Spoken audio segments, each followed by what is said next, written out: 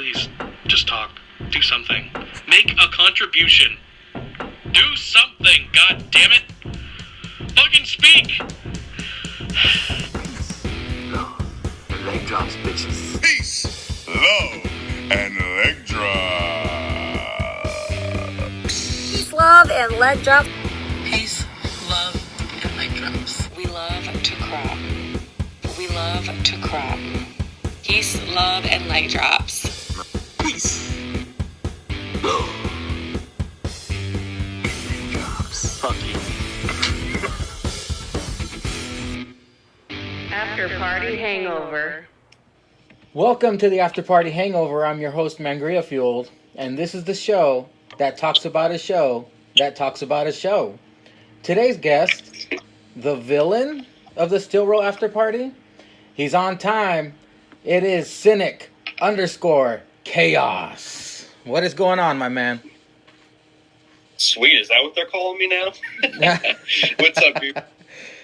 Well, as always, let's go ahead and start off the hangover with you explaining your Instagram name.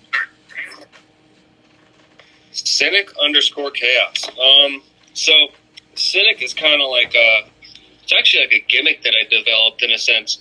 I do backyard wrestling for the most part. Nice. Anything you ever see on my Instagram, a lot of that is yarding, which indie wrestlers tend to look down on, but I don't give a shit. And Cynic is a character that I was a babyface for a while, and then when I went heel, I had to kind of switch things up, so I went with the face paint, the darker look, and it kind of ties into what Bray Wyatt is doing now, but I was doing it before Bray Wyatt.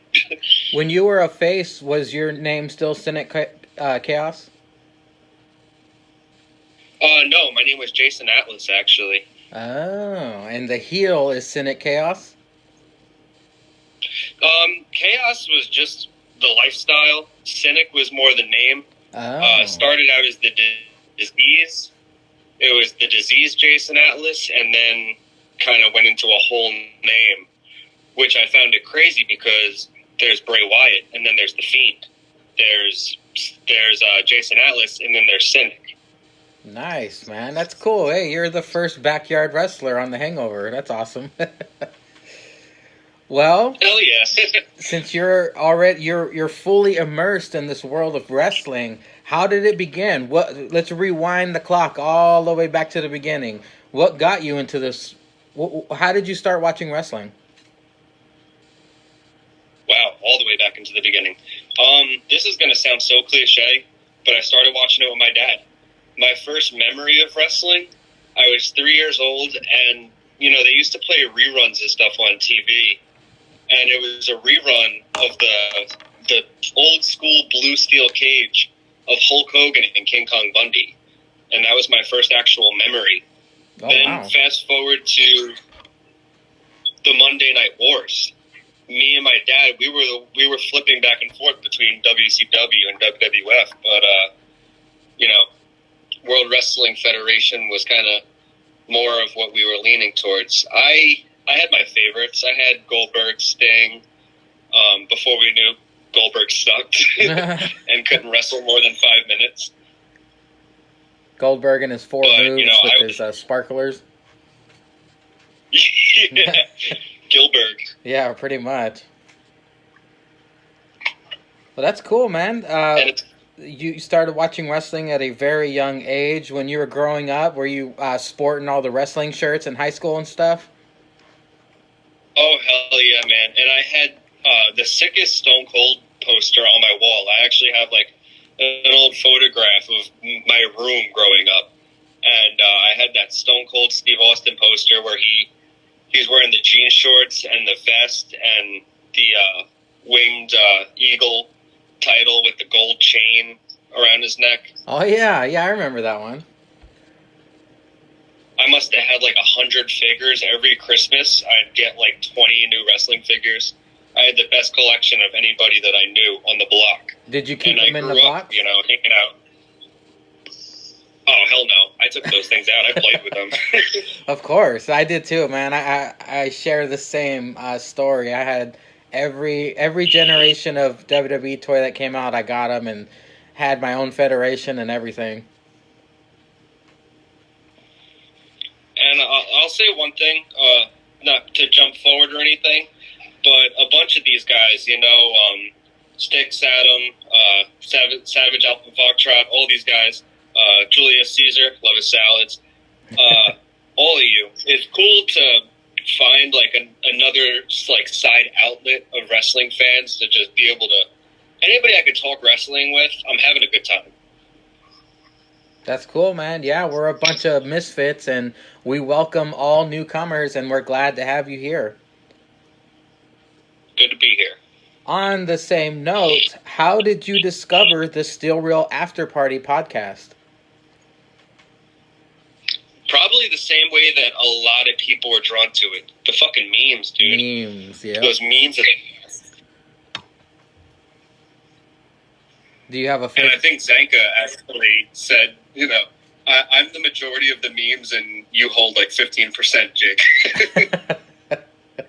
How and when do you listen to the podcast? Do you listen at work or when you're commuting or driving or something? Work is driving half the time, and sometimes it's on a loading dock on a forklift. So both my ears are plugged, and I'm driving a forklift. I live a very dangerous lifestyle. I just tend to not give a shit. So most of the time I'm driving. I'm listening to the podcast probably 4 o'clock in the morning, 5 o'clock in the morning Eastern time on Podcast One. Oh wow, on Podcast One, okay. Do you have a favorite segment of the the past? That Jake brought all the greatest hits back on the previous podcast. Is there a favorite segment in particular you like? Not to put myself over, but I guess I kind of am. I love the fact that they do the Instagram questions and they read them on the air. It kind of like highlights us and lets people know that we care about our fans. That's the message I get from them. But I love the Chop Shop. I love it all, man. I really do. It's all good. Yeah, Instagram questions, they read whatever we put on there no matter what we say, and that's pretty fucking cool. Yeah, we put some messed up shit on there, and they don't skip a beat. It's pretty amazing that Zanka has zero filter and zero conscience, so that's good for us, because he'll read whatever the hell we say. And Jake is getting more savage as time goes on, so I'm starting to enjoy the savagery of Jake. He's getting rotten. He's getting rotten, so he'll be one of us soon enough. If we could create a monster out of him, then I think we've all done our jobs and we're happy. We got to get the fiend version of Jake. Oh God. Well, which means that he'll be a level 69 sex offender. Yeah. You remember you always got those letters in school? It was like level 3 sex offender. I was like, where are the level 4s and 5s at? Oh my Jake's God. level 69. It's gonna be on his permanent record. Watch. So over the years of you growing up around wrestling, I know you've heard dozens and dozens and dozens of theme songs. Is there one in particular that is your favorite? One in particular. I can break that up in increments. I could go from now, then, different companies. Oh yeah, but even though he just recently changed it, he changed it to like the Royal version a little bit. That Baron Corbin theme song is so good. I think if I had to go all time, I'd have to say the Metalingus Edge, the Alter Bridge song. Oh yeah. I loved Randy Orton's song, the one he had right before Voices. Oh, Burn Up in My Light. Mm-hmm. Yeah, funny enough, Mercy Me sung that song, and they're a Christian rock group. And I actually like Triple H's song before Motorhead. Oh, Time to Play the Game? I don't know what... Oh, I forgot. I don't remember who sung that, but I know what you're talking about. I don't know what the hell he's saying in that beginning part, but it's like, yourself, song. Oh yeah. Well. My time. Yeah, that was my shit. Well, who's your favorite wrestler of all time? I know that's a loaded question, but if you have more than one, give me the top 3. Well, here's the thing, wrestling fans will get that question over and over again, that it feels like eventually they have to come up with an answer. And my answer's got to be Stone Cold Steve Austin. What? Hell yeah, dude. Stone Cold, man, he just changed the entire wrestling game. The second he stunned Vince McMahon, I remember watching that as a little kid. I was scared. I was like, "Oh my God, he hurt the guy who runs the company. What's gonna happen?" That dude, he's amazing, and now he has his podcast, and he's still interviewing people on the network. That dude's forever gonna be the GOAT. I'll tell you something about still real to me, that felt so real to me, that scared the hell out of me, was when Brian Pillman showed up at Stone Cold's house with a gun, and I thought that was real, and I was like, oh my God, he's gonna kill my hero. They got in trouble for that, didn't they? I think the sponsors and the network they fucking, I think they fined them and pretty much banished them from ever fake doing that shit again. Worth it though, because it got the reaction. What a work! Yeah. What a work that felt like a shoot. Which I'll get more into works that felt like a shoot later, Jake. Son of a bitch. How about it? Okay, I know this one is probably more loaded than the last question. Your favorite match of all time? I might have to kick that into NXT more now. Oh, because these NXT takeovers are off the fucking chain. Trying to think yeah, they keep one-upping each other. Each takeover just keeps getting better and better. Like these Adam Cole Gargano matches, the Ciampa Gargano matches, the things Keith Lee is doing. I mean, we could bash Lars Sullivan all we want. We can highlight him, but he was a beast in that ladder match. That ladder match was amazing. Oh yeah, for the North American Championship.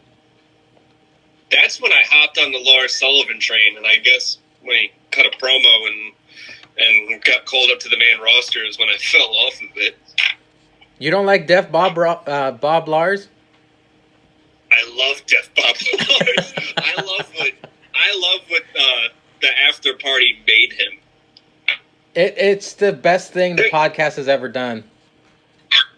Oh yeah, they're making wrestlers in my mind sometimes. I couldn't stand Dana Brooke anytime she opened her mouth, but the way they put Dana Brooke over, it makes me like Dana Brooke for that 5 minutes. Exactly. That's a huge compliment to the guys too. They can get the shitty wrestlers over with us. Is Zanka's campaign to put Rowan over working on you? Yes. Oh, we gotta see what's in that damn cage. It's definitely a little Lars. He shrunk Lars Sullivan, and he's just in all. Well, what do you call that when it's leather and chains?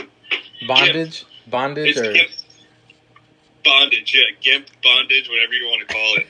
But when it comes to Rowan and all the stuff that he's doing now, it's so I'm loving cringe more and more as I'm getting older. Well, you said the NXT matches were your favorite, even the ladder match. Would the ladder match be your favorite gimmick match, or is it something else? No, definitely not. I like everything Jim Cornette hates.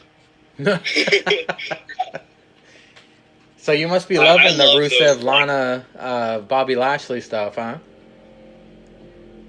Again, I love the way that the after party puts it over. There are things that I have no interest in, but if you can relate to me with humor, you've got me. If you could make me laugh my ass off, like, guys at my job are starting to think I'm crazy because I've got my headphones in and I'm driving a forklift and I just randomly start laughing hysterically. Yes. And, like, one dude will be like, "Hey, yo, what the fuck is so funny?" I'll be like, "You wouldn't get it." I completely understand. I work at a school, and at points, like, when I know Zenka's about to say something funny, I have to run into an empty classroom to make sure people won't call the police on me. Because, yeah, there's just random parts that will make you laugh out loud, and it's just so embarrassing when people are staring at you like, is that dude crazy? Well, how about... If I had to go to all-time favorite match, it would probably be that WrestleMania... What was it? WrestleMania 17 Stone Cold versus... What was the Stone Cold versus The Rock where they had the My Way or the Highway... Yeah, that's 17. Limp Bizkit promo package. 17, yeah. That's 17, where it was basically a double turn. Oh, Stone Cold turned on Rock and teamed up with Vince McMahon. Mm-hmm. Yeah, that was a really good one. The video packages alone, like, made you so excited, anticipating it. Yeah, and doing Backyard, we had a dude who is just a genius with putting that stuff together.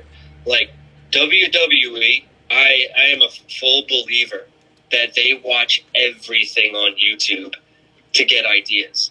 Because we would do something, and then 2 weeks later, we would see WWE do some of the same shit. When it comes to our promo packages, they were fire for Backyard Wrestling. I want to dive fully into the Backyard Wrestling. I have one last question. The WWE video games, did you play any of them growing up? No Mercy. Oh, hell yeah. Hell yeah, dude. No Mercy all the time. You can't beat No Mercy. It's 2019 and you still can't beat No Mercy. What is that telling you? I wish they would copy that same engine and bring it to the 2K games. Why? What's stopping them from doing that? Like, they were so successful and people reminisce. This is what I say. Fuck 2K altogether. Get out of the 2K business. Nothing has been mesmerizing since they've jumped into 2K, and I noticed, some of those little things when you're starting the video game, like those little like icons and stuff aren't there anymore that you used to see when the game would start up. And I think that they stopped doing business with some of the companies that were bringing a lot of life to the game. Yeah, they did. Their contract expired with Ukes, I believe. Ukes, that's the main thing I was thinking of, but I was kind of drawing a blank.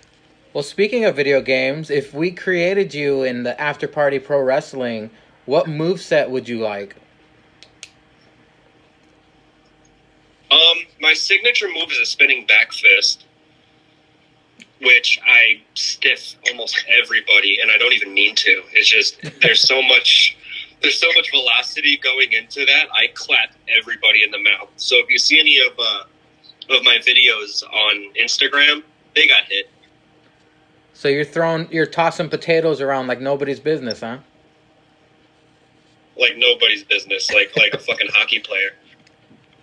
And my finishing move I created myself. I put a couple different moves together into one to make it my own, to make it very unique. So you can't even get that in any video game specifically.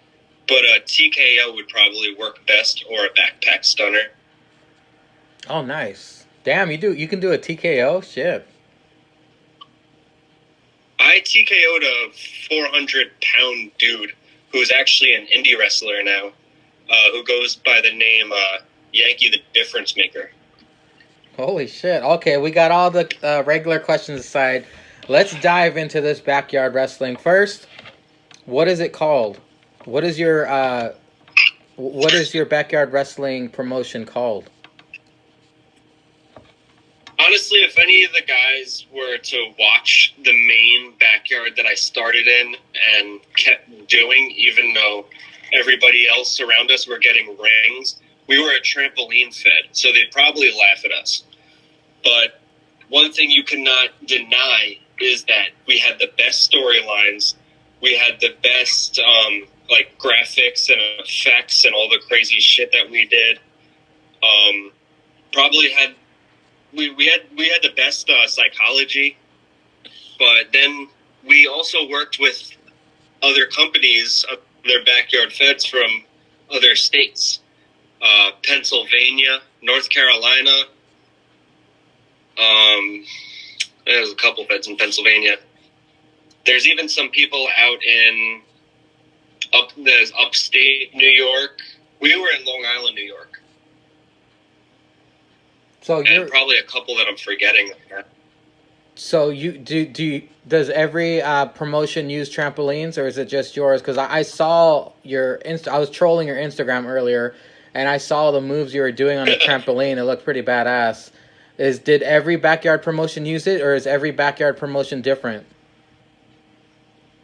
Okay, so at one time, every backyard promotion did use it. However, we were the only ones that kept using it. But I traveled. So I wrestled for NUW in Newburgh, upstate New York.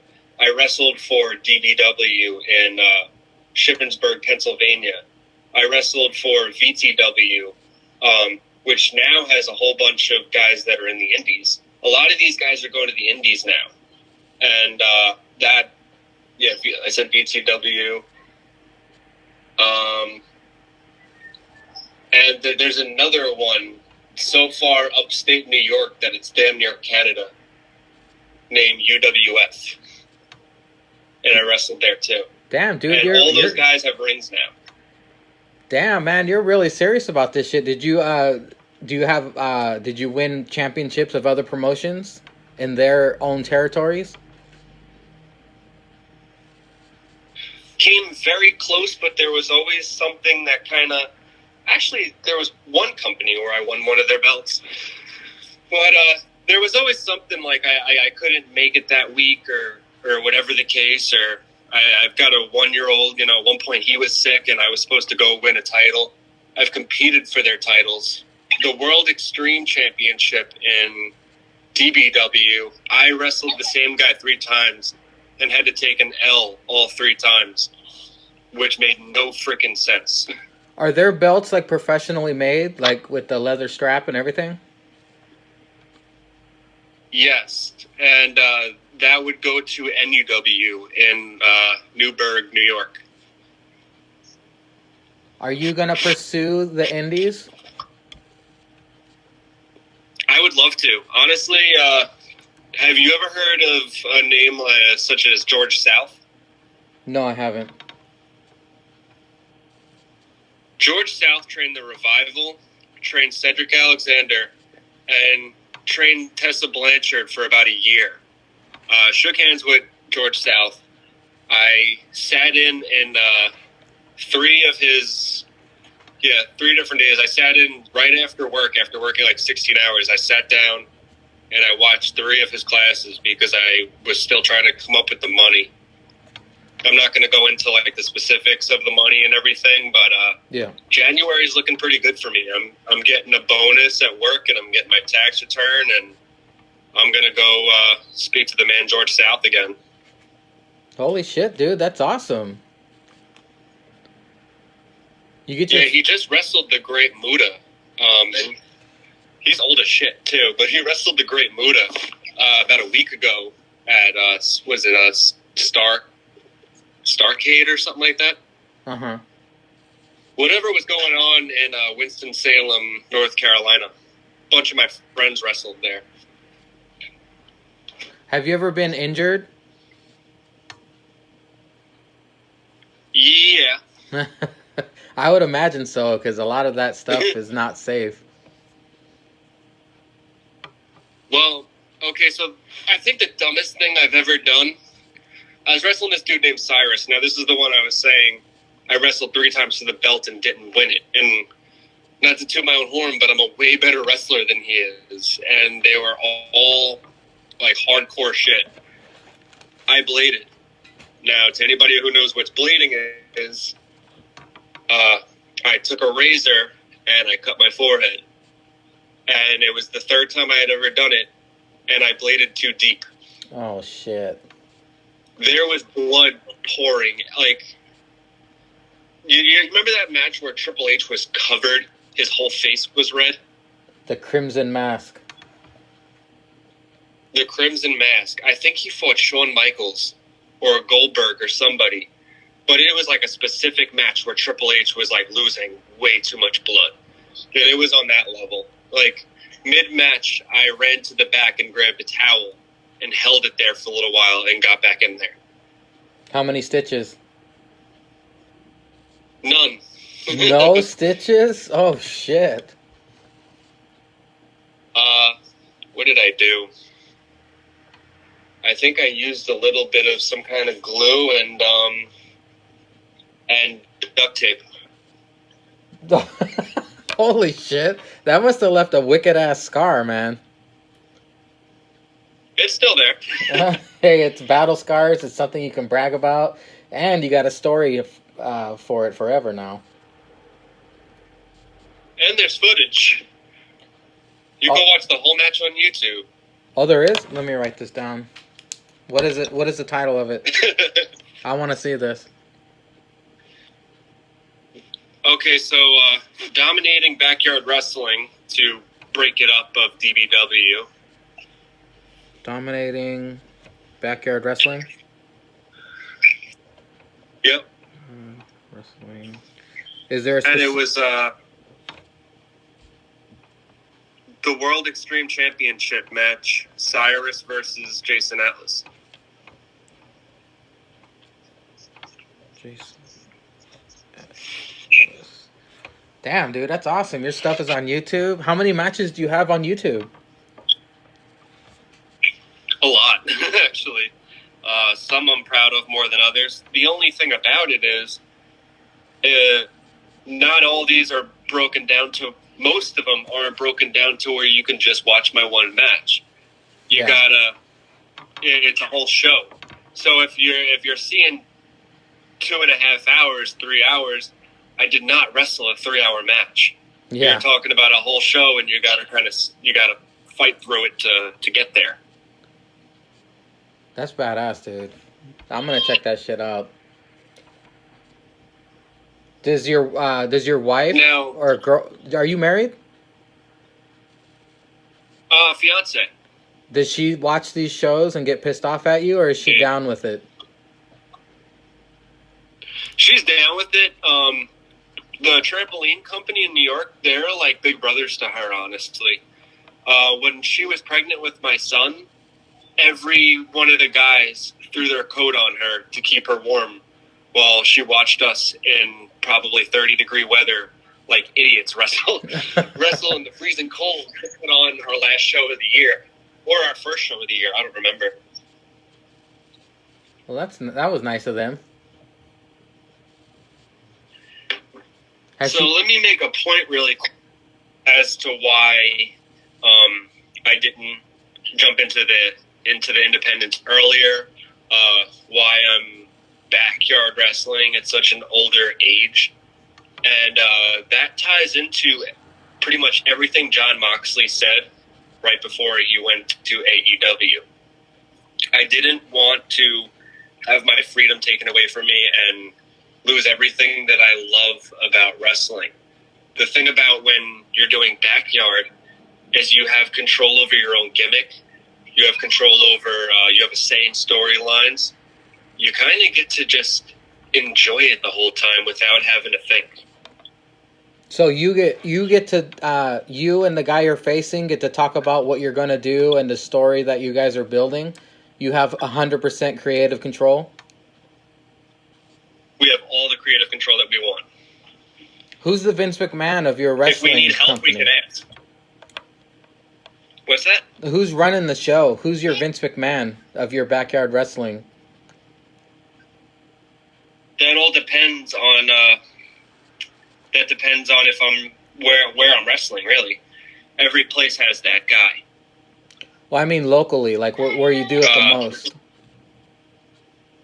When I was doing it the most in UWE, which was in Long Island, that was his name's Everett, and it was his house. Oh shit! So of course he's going to be the Vince. But let me tell you, he had such a creative mind. He helped come up with the majority of the guys' characters, and he didn't help come up with them because that's what he wanted. It was more because we appreciated his outside the box thinking, and we went to him for advice because he was that good. That's fucking cool, dude. I mean, I can only imagine what experiences you've had, and were you guys performing in front of crowds? Was it like was it a actual backyard where people would show up and barbecue or whatever? Yeah, basically. Like I said, all these companies, they kind of break off with different experiences. Now, when it came to UWE, here's the thing about that. All these other companies, the crowd, they could be on their phones, they could be doing this, they could be doing that for matches. But for UWE, we were our own fans. If you weren't wrestling, best believe you're on the side making noise. You're cheering these guys on. You're booing the heels. You're cheering the faces. We're creating our own chants. There are chants that I never heard in WWE before, but after we did it, we kind of started hearing that, and that was kind of ironic. That's why I'm such a believer that WWE watches everything on YouTube and for steals sure. ideas. For sure. WWE has feelers, man. They have people watching social media, YouTube. They have people out there all the time, especially talent scouts, and they got eyes everywhere, basically. Oh yeah. I didn't tell you, but I work for WWE. No, I'm just kidding. Okay, well, you're like, oh yeah, just keep giving us ideas. I was about to sign you. No, I was kidding. I wanted to move on because I did notice when I was trolling your Instagram, you attended a live AEW show, and I want to hear all about it. How was it? Oh my God, that was amazing. That was my best wrestling experience of going to a show since I was at a SmackDown right before Stone Cold and The Rock were going to face each other at Mania. Before it was a Road to WrestleMania tour. It was a live SmackDown, but it was a Road to WrestleMania tour. And do you remember when The Rock and Stone Cold were forced to team up? And afterwards they had that beer bash, and Stone Cold throws The Rock a beer, and there was that famous stun where as he's selling the stunner, he spits out the beer midair. Oh yeah, yep. Well, I've been to a lot of Raw, SmackDowns, and house shows, but that was my best time at a show since then. Wow. That's the one person I never got to see live was Stone Cold Steve Austin. I've seen everybody else except for Stone Cold. And I'll tell you, man, back in the Attitude Era, it was like the pyro was on another level, as if it like hit the roof or something. When Big Show, Kane, Chris Jericho, all these guys that had that hard pyro, when they're blast, you call it a blast. You wouldn't call it pyro. I would jump 50 feet in the air because it would scare the living shit out of me. Especially Kane, huh? Obviously, nowadays, Kane's was the worst. And you felt the heat of Booker T's flames. Yep, I remember that. So, AEW, obviously, the pyro isn't that serious, but need I remind you that I was there for that famous, huge Cody Rhodes promo. Oh, you were? Did you have the one that they were comparing it to the fans on social media and stuff were comparing it to the Working Man promo from Dusty Rhodes himself. I was going to ask you, sorry, from the beginning of that night, Compared to WWE events, is AEW like more looser? Are they more looser with the rules? They're not as strict as WWE is? They're looser, they're louder. Actually, it's funny because I think I might have put this video on Instagram. If not, I think I'm gonna. But there's a video of me and my friend Tyler, and he's an indie wrestler now. If you want to look him up, he's part of a tag team called the Skinny Dudes with Attitude. And me and him, we snuck down by the ring in time for AEW Dark. Yeah, you did post that video. Yep. It's so funny, too, because I pissed off the librarian worse than you could ever believe. What did you do? Well, she started shushing us, and I was right there by the guardrail at that point. And she's doing the shh. And I was like, no, you shut the fuck up, bitch. And she turned around, and she was so mad. Oh, and she started screaming at just me. So I started flipping her off. And she's like, you need to get out of here. And I was like, why did you make me, bitch? And the people around me and my friend, they were just dying. Oh, fuck, dude. That's all a badass. Did the wrestlers go out and, like, high-five the crowd after the taping was over?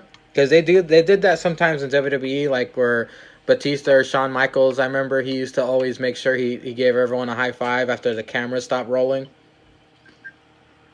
Oh, they did that during. And I think Hangman was a match where he accidentally skinned a kid's elbow, hitting the guardrail. He came out, threw the kid a bunch of merch, took a picture with him, all this cool stuff. Yeah. And all the guys were just very interactive. Even Jericho, when you guys were all looking at a commercial, Jericho was cutting the funniest promo where we were chanting, "You suck dick." And Jericho's going, "What? What'd you say? Katie Vick?" Holy shit. Talk about fucking back in the day. My God. Jericho's just a man. They take it to a level. Oh, yeah. They put on a show for just us, even though we were on the air. That's awesome, man. See, that's why AEW, hopefully things are going to be different with them, because you can already tell the shows are different. And when Jericho comes out there, he just owns the audience, just like Cody. It must have been a really good time for you guys. It was the best time. And you think about how the show ended. There was that huge brawl, and then you have Nick Jackson backflipping. I think he did a backflip, yeah. Off of the freaking, what's considered to them as the Titantron. I'm trying to remember that. I can't remember that episode. You got to go back to that. Just search back of the night that Cody Rhodes cut that promo before he was going to face Jericho in Charlotte. And rewatch that whole show, because top to bottom, it was such a good show. I don't think that it did justice on TV how high Orange Cassidy's sunglasses got kicked up in the air when he got super kicked in the face. Oh, yeah, I remember that. I bought this AEW. I wore it today.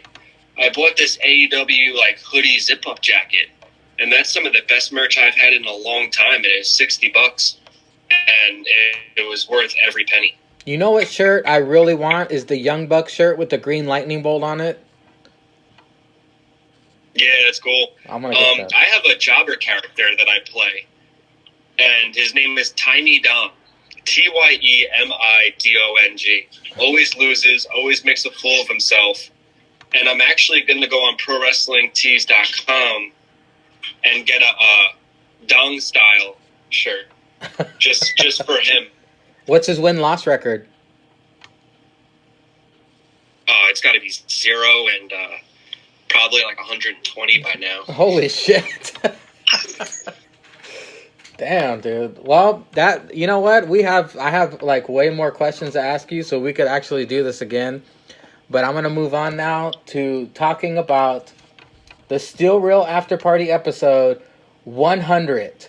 We made it, or did we? Okay. I gotta blow some smoke up their asses real quick. Me and Jake have been talking. We talk on Instagram, and when all this started, I was like, "Is this a shoot or is this a work?" And he did the wink emoji, and so I was like, "Oh, okay, everything's fine. Everything's fine. This is a work." And then when I pushed play on episode 100, and the Still Real Radio theme played, I was like, "Oh my god!" Like I felt like I was in 2017 again. And I was thinking, oh shit. And then Josh came on and Zanka were talking, and they were just talking like they used to talk back in when the Still Real Radio was on. In my brain, I was thinking, oh shit, Jake really did. He quit. Jake quit. He worked me. He quit, and because he said he's going to do a football podcast. I don't know if you remember him saying that. And I thought he was going to take all his focus onto the football podcast and then give Still Real Radio back to Josh and Zanka, let them do it. So in my head, I was accepting it. I was shocked. I was stunned. And then they did that Wayne's World. And he said, "Wake the fuck up, Zanka." I was like, oh my God, he got me. He got me so good. Like it blew me away. I loved it. What did you think about the opening? Okay, I have so much to say about this, but I'll try to sum it up to not be like a over-talkative son of a bitch. So I too have been. Me and Jake didn't talk really at all until recently, and we have been messaging back and forth. However, Jake likes you of a hell of a lot more than he likes me because I didn't get that fucking wink. What I got was like, I don't know, man. I don't see it happening. Like, continuing to work me personally. Also, I'll tear into how Jake was just burying my Instagram question, but I'll get to that later. Oh yeah, we're gonna get into that later. I actually have a sound clip I'm gonna play for you, but that's later. Okay. All right. So I was talking to my fiance about this, and this is kind of like my own thing. I don't really talk to her that much except for telling her that they have a podcast and it's awesome and it's funny. But like, I was like, these fuckers broke up. Like, I can't believe it. Like, I was emotionally invested in this decent pod, and it's really messing with me. And I was telling her everything that happened, how Jake slammed the door, and she was trying to tell me, I think it's a work. Why would they do that? Everything. And then that intro came on. And, okay, so you've been listening all that time. You're talking about back to 2017. I haven't been listening to it as nearly as long as you have. I'm glad I discovered it. I wish I discovered it earlier, but I hadn't. So I have no idea who Josh is. I knew about Zanka trying to talk about the football podcast, and I honestly had no interest in it. I thought he was just talking because, please talk. Yeah. So when I heard this start, I was like, yo, who the fuck is this nincompoop that Zanka's talking to? And is like, did he really replace Jake with some random guy? When I heard the other intro, I didn't know about the Still Real Radio. But I was like, they're back. This is awesome. But Zanka and Jake got a new intro. I guess it's kind of cool. And then once they did that, I was bringing my forklift into a trailer. And it was perfect timing. It was a dark trailer. Nobody was around. Then I went, no fucking way. And then I hear the real intro. And it was like, ladies and gentlemen. And I'm a deathcore vocalist. Yeah, formerly in a band. But, like, I can do, like, that heavy growling and shit like that. Yeah. So I get into it when I hear that Still Real, that intro. Yeah, their theme song. So, like, I'll do my own, like, heavier version. Yeah.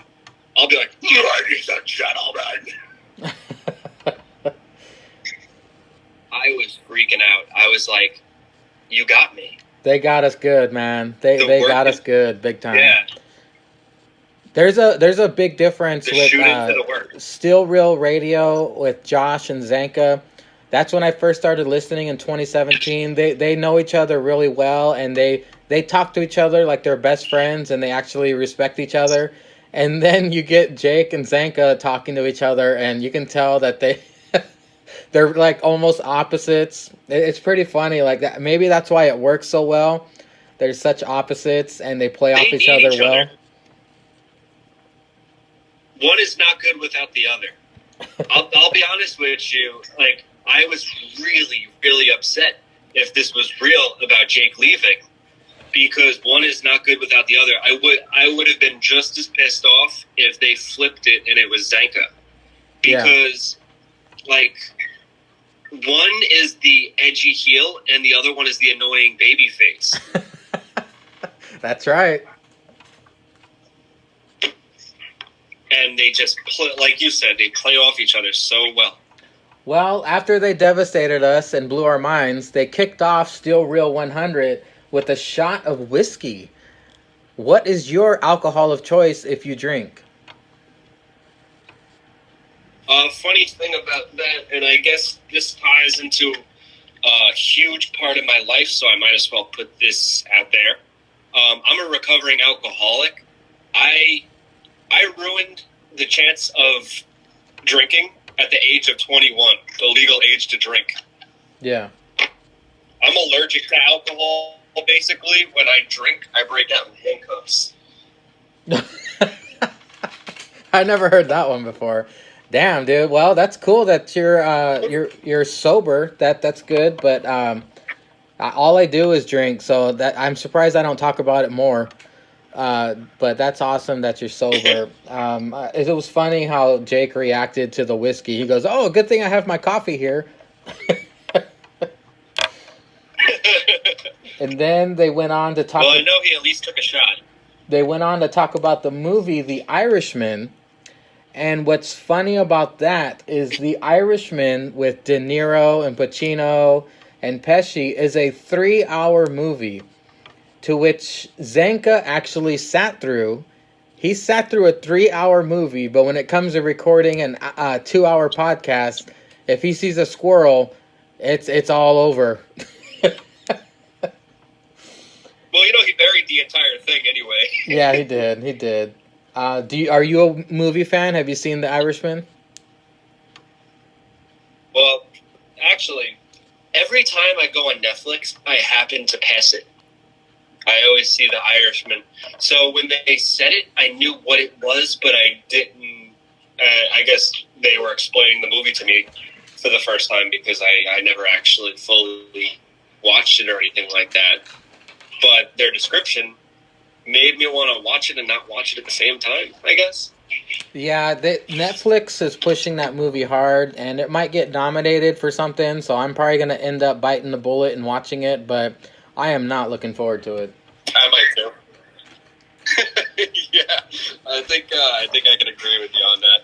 And then they gave us... And to answer your question from before, my drink of choice was Jameson, Irish whiskey. Oh, wow. Is that strong shit? Oh, it's real strong shit. Actually, you're a drinker, so here's a little advice for you. It's called an Irish car bomb if you've never heard of it. I've heard of it. Do you know how to make it? No, I do not. Okay, so you take a glass, you fill it 3/4 of the way with Guinness. Then you take a shot glass and you fill it about 85% with Jameson Irish whiskey. And then you top it off with Bailey's. You drop the shot glass in the glass of Guinness and you chug it as fast as you can, and it tastes like chocolate milk. Those things will get you fucked up because you won't even realize with how good it tastes how much you're drinking. That does sound good. I'm a professional. I ran my life into the ground with it. I'm more of a vodka guy, but I will try that before I die. Maybe that'll kill me. Who knows? Okay, but moving on, they give us a blast from the past. The very first ever Chop Shop in the beginning of 2018 It was funny that they brought their friend in, Caleb, and I noticed something specific about his Cleveland Brown impression. He kind of sounded like Don Knotts from the Andy Griffith Show. So I didn't hear Cleveland Brown. Yeah. I heard Don Knotts. I heard Don Knotts in that episode of Family Guy where he's like, "It's so cold out here, we're gonna die." I bet you most of the younger listeners will not get who Don Knotts is, but look him up, kids. He was a funny, and he was good for his time. It was funny. I still remember the whistle from that show. Actually, they just put the Andy Griffith Show back on Netflix. Oh my god, I grew up watching that shit with Happy Days and all that garbage. But during the podcast, of course they got into Rowan, because why not? Zanka loves to push Jake's button, and they went on to describe a scenario where Rowan is carrying the key to Lars Sullivan's jail cell in that little cage, and Rowan has to free Lars Sullivan from prison, and Jake said that there is a painting attached to a dead bird with the key shoved up its ass, and the painting attached was a painting of a dead bird. In the corner, written in shit, said "Love Lars." I thought that was a fucking funny scenario, and that popped me when I was at work as well. Yeah, that's a brilliant mind to really just paint that whole visual in one's head, because sometimes when these guys talk and they make this shit up, I'm actually visualizing it, which is a scary thing. Yeah, me too. Zanka has a fascinating imagination, and that's what makes his sense of humor so great. Honestly, I hear Zanka all the time, and the one thing that always still pops into my mind is, if we had met a certain amount of years ago, even if I was on a relapse, I feel like he would be like my drinking buddy every day. Like, me and him, we have a lot in common. We're very alike. You guys could have been a tag team in the backyard wrestling, because Zanka, he's gotten in the ring before with Matt Taven, as he once stated previously. That'd be badass. Then we move on to the smoke blowing of the SRAP Army sending personal voice messages in. And one note I want to say about Andy's message, it sounded really gross, but I just laughed because of how gross it sounded with his voice message starting with the slurping. You remember that?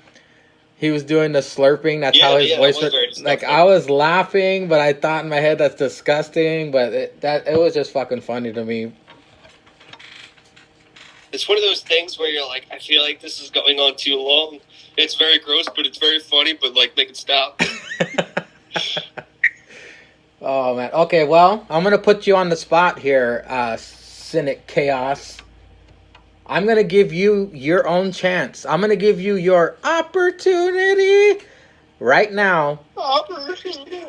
Uninterrupted. I'm going to give you 1 minute to send your own personal message to the guys, because they do listen to this. The floor is yours. All right, what's up, Zanka? What's up, Jake, you motherfucker?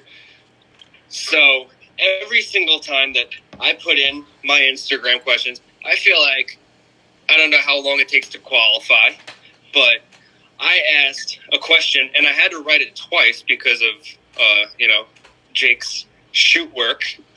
And this time, it was me asking, how come I never get included in the SRAP Army when they have to throw it together?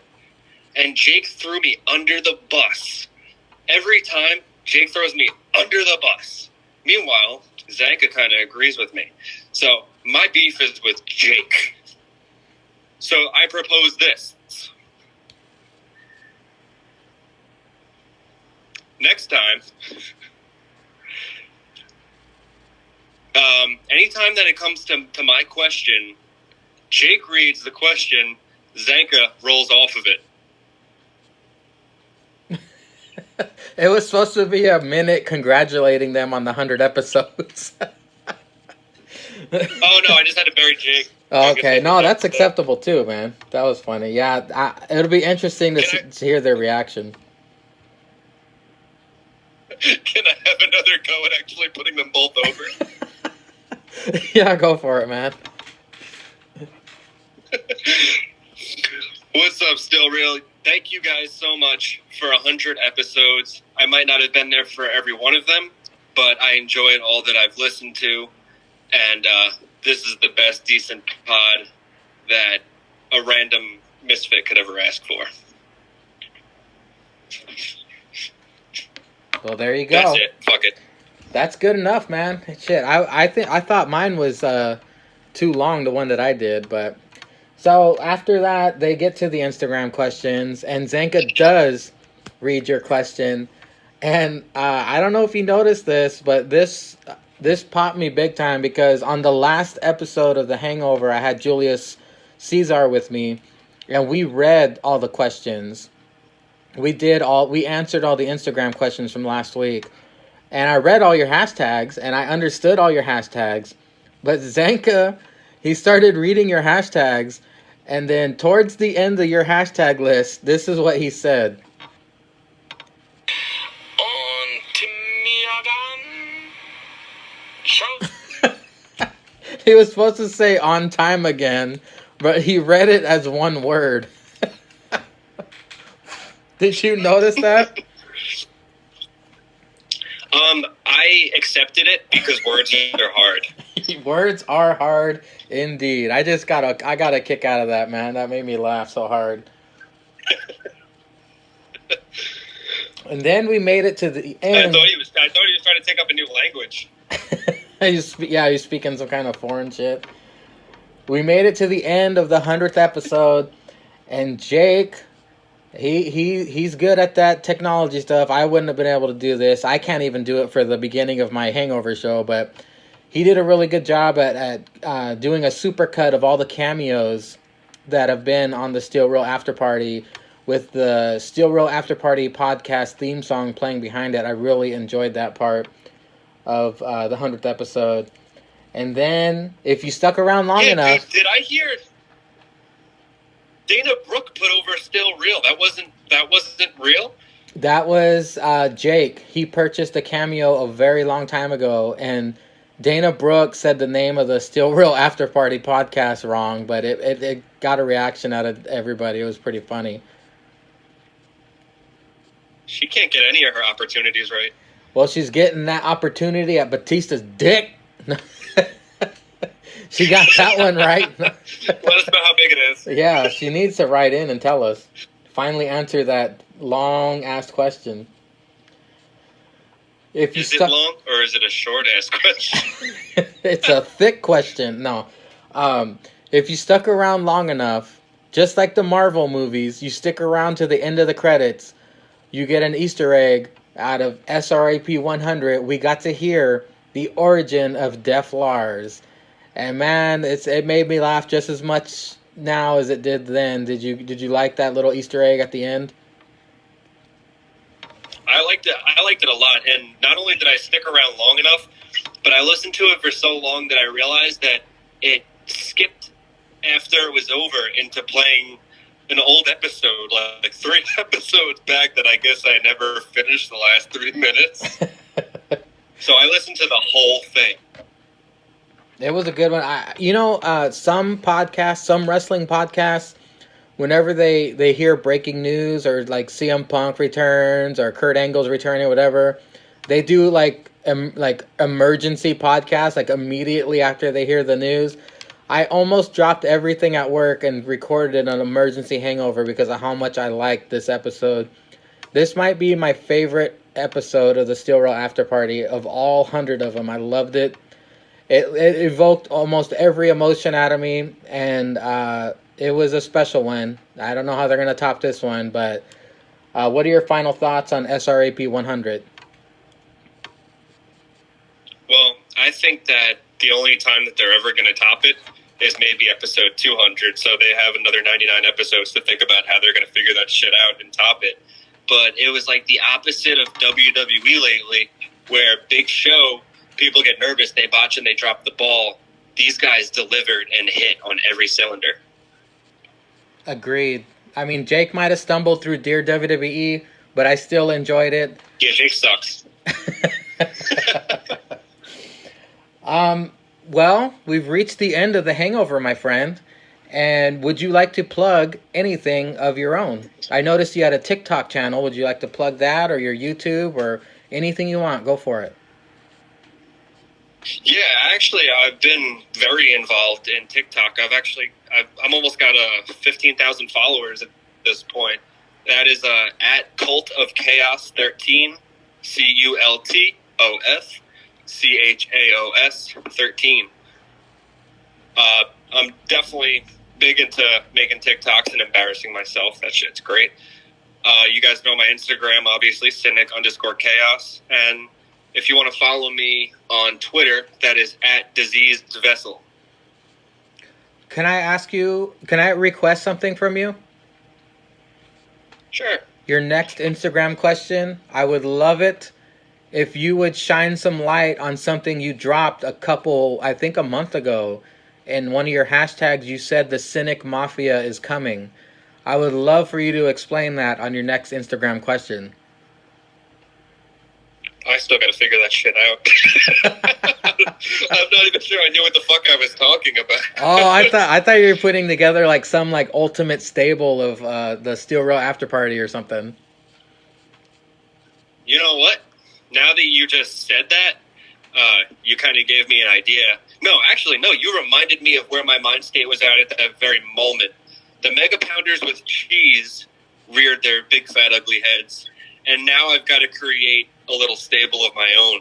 And then maybe, if you'd be so generous, on After Party Pro Wrestling, maybe we could have a faction war. Hell yeah, dude. Come up with some characters or get a bunch of skinny guys to take on us fat guys. I'll make it happen. So what I'm going to do is I'm going to do the smart thing that every basketball captain does. I'm drafting the black guy. Oh. Hashtag we got one. You're taking Tryon from us? How dare you? I want Tryon. All right, man. Well, thank you very much for coming on the Hangover. Thank you for your time. And, as always, all hail Linda's Bush. And now, ladies and gentlemen, Hail Caesar.